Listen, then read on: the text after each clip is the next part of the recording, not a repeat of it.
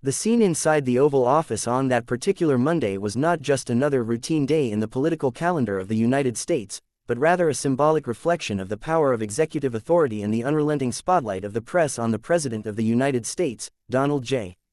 Trump, as he signed a series of executive orders while simultaneously facing a barrage of questions from reporters who had gathered in what is often called the most famous office in the world, a space that represents authority, responsibility, and the challenges of leadership. This event, covered live by major media outlets such as Forbes and replayed across countless platforms, offered a vivid window into both the policymaking style of President Trump and the broader dynamics of governance in a democracy where every decision by the chief executive has the potential to ripple across millions of lives domestically and abroad. And in order to truly understand the gravity of what unfolded, one must carefully examine not just the act of signing executive orders itself but also the historical significance of such powers, the political climate in which they were being enacted, the questions posed by journalists that probed deeper into the motivations behind these decisions, and the public reception that followed. For executive orders are not mere signatures on paper but legally binding directives that can shape the functioning of federal agencies, redirect resources, alter administrative priorities, and even bypass the usual legislative gridlock in Congress, thus giving presidents an extraordinary tool that has been used across centuries, from George Washington's first proclamations to Franklin D.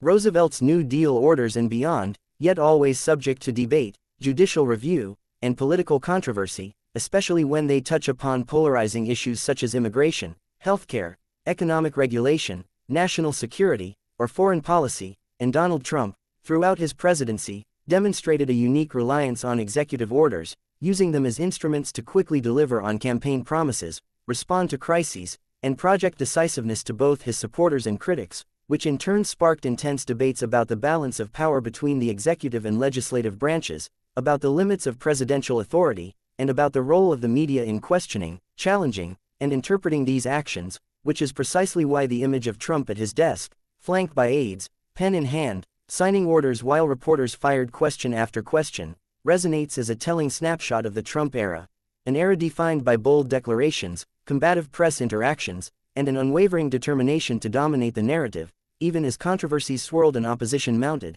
At the core of this Oval Office event lies the broader story of governance under pressure, where a president, conscious of his base and mindful of history, leverages the immediacy of executive action to convey leadership, while reporters, driven by their duty to the public, seek accountability, clarity, and transparency, creating a dynamic clash between authority and inquiry, spectacle and substance, policy and politics. And to appreciate the full dimensions of this moment, one must not only analyze the specific content of the orders signed, whether related to economic relief, regulatory reform, healthcare measures, or national security directives, but also situate them within the continuum of Trump's broader strategy, which often bypassed traditional negotiation and consensus building in favor of direct executive assertion, a style that resonated with his supporters as evidence of strength and frustrated his opponents as evidence of overreach.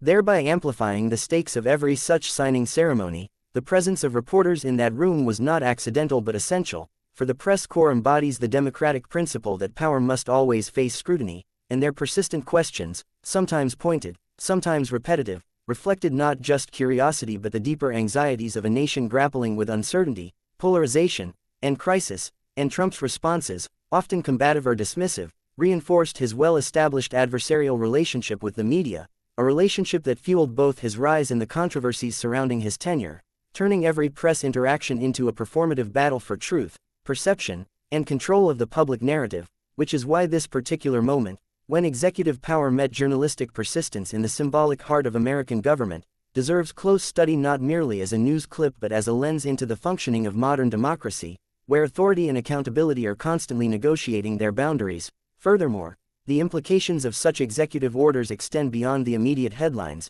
as they set precedents for future administrations, influence public trust in government, and shape the legal landscape for years to come. And one must remember that while Trump's signing of executive orders may have appeared as swift and unilateral action, the implementation of these directives depends on federal agencies, courts, and often faces challenges from states, advocacy groups, and opposition lawmakers, thereby setting into motion a complex chain of governance that underscores the interdependence of American institutions. Even under a strong-willed president. Beyond the domestic sphere, executive orders also carry international resonance, as allies and adversaries alike watch closely to interpret shifts in U.S. policy, whether on trade, defense, immigration, or environmental commitments, and in Trump's case, the world often interpreted his executive actions as extensions of his America First doctrine, signaling a recalibration of U.S. priorities that sometimes unsettled traditional alliances while emboldening nationalist movements elsewhere, thus making each signing not only a domestic administrative act but also a message broadcast across borders, further amplifying the weight of these Oval Office moments. Looking at this event through the lens of history, one might see echoes of past presidents who faced crises that demanded swift action, from Lincoln's wartime measures to Roosevelt's Depression-era orders, yet each time raising questions about the balance between decisiveness and democratic deliberation, and in Trump's case, the frequent resort to executive orders mirrored the gridlock and polarization of contemporary politics, where bipartisan consensus was increasingly elusive, forcing presidents to push the boundaries of unilateral action while knowing that courts and future administrations might undo or modify their directives. And this cyclical dynamic is part of the evolving story of American governance, one in which Trump's Oval Office signings stand as vivid examples of the tensions between urgency and process, leadership and accountability, law and politics, while the reporters' unrelenting questions remind us that democracy is sustained not just by decisions made at the highest levels but by the constant demand for explanation, justification, and transparency, a demand that ensures no action, however decisive, escapes scrutiny. Thus, the image of Trump signing executive orders while simultaneously engaging with the press is far more than a headline. It encapsulates the drama of power in action, the spectacle of politics in the media age, and the enduring challenge of